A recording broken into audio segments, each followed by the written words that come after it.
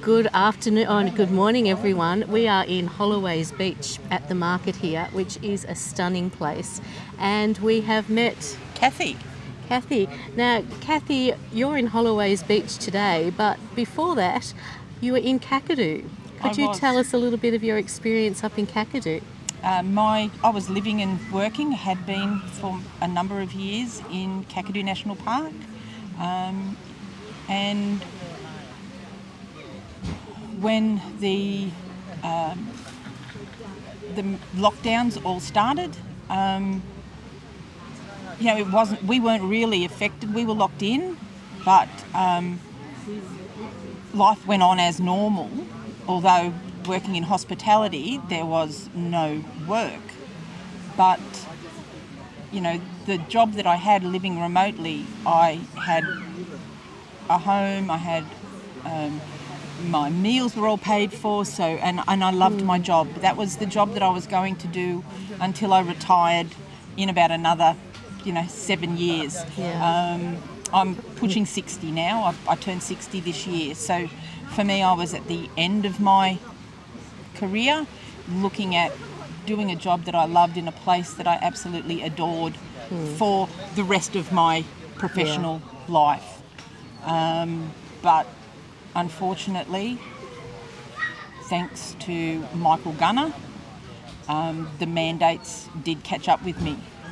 But prior to that, my youngest daughter, Hannah, was also affected considerably. Her and her partner were affected by the lockdowns.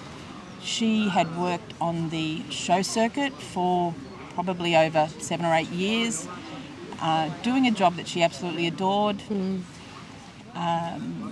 with people that she loved. They were family. They treated her like family. Unfortunately, as soon as everything went into lockdown, there were no entertainment, there were no shows. And while the Showman's Guild, the families that she worked for, tried everything that they could to keep their people, it was nearly impossible. So at that stage, I couldn't even begin to imagine what was going to come down the line. Yeah. It was incomprehensible to me and so many others. And I said to her, "Come to 𝐘𝐿𝐴𝐻. We can get you in here." This was after our federal police induced lockdown had stopped and people were allowed to return to 𝐘𝐿𝐴𝐻. So she came out there and was working in the same organisation that I was working in, and her partner came. And it was fantastic. I had my baby girl working with me. She was doing so well. She missed the show, but it was what had to happen.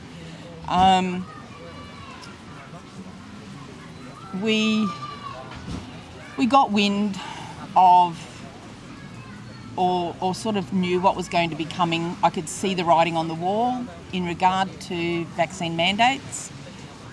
Personally, I haven't used pharmaceutical products or even within my cleaning and my skincare for over 15 years. So there was no way that I was going to be starting now. I was lucky in the fact that I was somewhere where I had a house, I had food, and I had no debt. And all of a sudden, Michael Gunner introduced the most horrific mandates, which indicated to me that I was going to be completely unemployable anywhere in the Northern Territory. For somebody who lived and worked amongst Aboriginal people in an Aboriginal-owned national park, the thought that I wouldn't come into contact during my work was impossible. The stupid thing was that outside of those 8 hours, I could go onto country, I could go into local communities, I could sit and eat with the same people part that of I the was. community that you were in. Yes, but I couldn't. I couldn't come into contact with these people within that 8 hours. So obviously within that 8 hours, that was a problem for everybody. But in those other hours, it wasn't. Everything obviously. was fine. Yeah, safe. So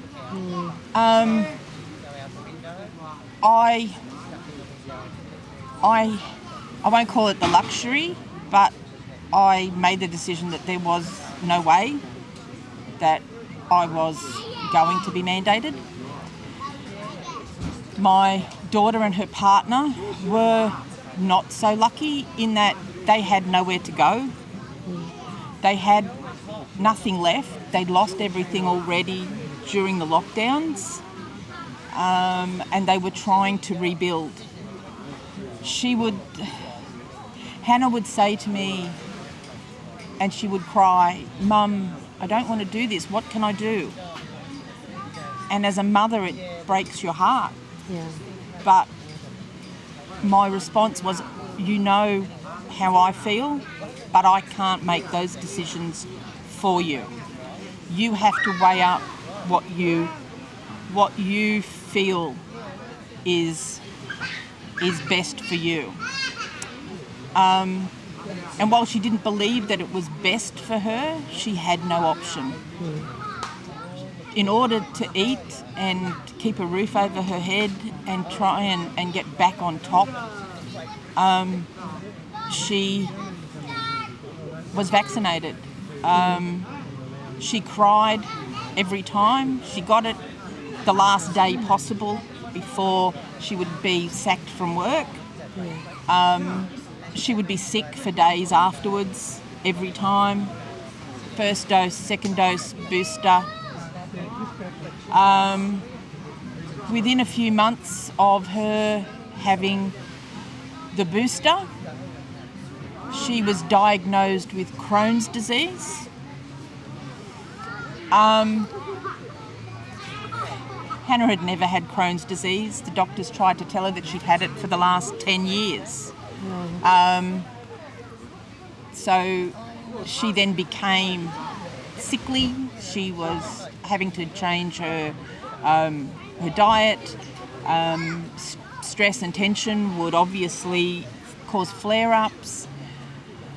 In the end, Kakadu and the job became too much for her and her partner. And by that stage, the shows were starting to come back. And at the end of last year, she left Kakadu. Her and her partner, Aaron, left Kakadu, and they went back to the show circuit. So she was in her element. She was absolutely back home for her, welcomed with open arms. They did the Christmas festival on the Central Coast. Hannah ran the canteen, so she made Dagwood dogs and did all the fairy floss. That was her. She just ran the canteen, and she was absolutely so happy. On the 17th of January, the 18th of January, I got a phone call in the morning from her partner saying that Hannah had been rushed to hospital unresponsive, and I, at that stage, was living here in Cairns, where I had come after I'd left, and I was lucky in that I had managed to find myself a work from home administrative job. So I was on a plane by lunchtime and got to Gosford Hospital at around about 7:30, 8 o'clock on the 18th. I had spoken on a number of times to the hospital during that day and was told that she was on life support, she was critically unwell. and by the time I got there, she was in the ICU. We were met at the doors of ICU by her doctor and the nursing staff that were looking after her, and were told that she had suffered a catastrophic brain hemorrhage. Her partner, Aaron, who I will be forever grateful to, did CPR on her for nearly 10 minutes that morning. He said that she was sitting, they were about to head off to work. She was sitting in the sun, she had a cup of coffee, cigarette, was texting, probably playing Pokemon, knowing Hannah. Would have been texting all the family. And he turned around to get their stuff ready for work, and he came out and she was basically gone. Ambulance continued to do CPR on the way to hospital, but she was gone then. There was no coming back from that. Hannah was the most beautiful person inside and out. She had a heart that was infinite. She was the one that always reminded me when it was birthdays. Yeah.